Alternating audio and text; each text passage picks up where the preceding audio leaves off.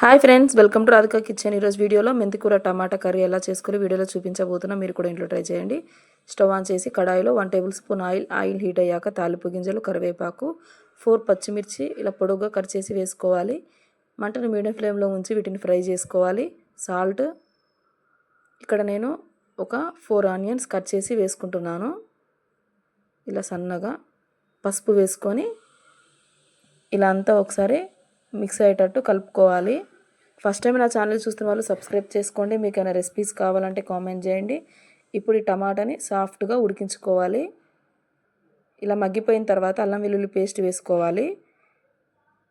ఇలా అంతా ఒకసారి మిక్స్ చేసుకొని ఇక్కడ నేను 3 కట్టల మెంతికూర ఆకుని తీసుకుంటున్నాను. శుభ్రంగా వాష్ చేసుకొని వేసుకోవాలి. ఈ ఆకు అనేది బాగా మగ్గిపోవాలి, చేదు ఉంటుందండి కూర. ఇలా బాగా మగ్గిపోయిన తర్వాత 5 టమాటా సన్నగా కట్ చేసి వేసుకోవాలి. ఇలా అంతా ఒకసారి మిక్స్ చేసుకోవాలి. టమాటా కూడా బాగా మెత్తగా అయిపోయి సాఫ్ట్గా అయ్యేదాకా ఉడికించుకోవాలి. ఇంకోటి ఇలా నేను చూపిస్తున్న విధంగా టమాటా కూడా బాగా కుక్ అయిన తర్వాత కారం వేసుకుంటున్నాను. నాకు ఇక్కడ 1 స్పూన్ కారం సరిపోయింది. అడుగంటకుండా వాటర్ యాడ్ చేసుకోవాలి. అంతే అండి, మనకి మెంతికూర టమాటా కర్రీ రెడీ అయిపోయింది. మీకు నచ్చితే like, share, subscribe. Thank you.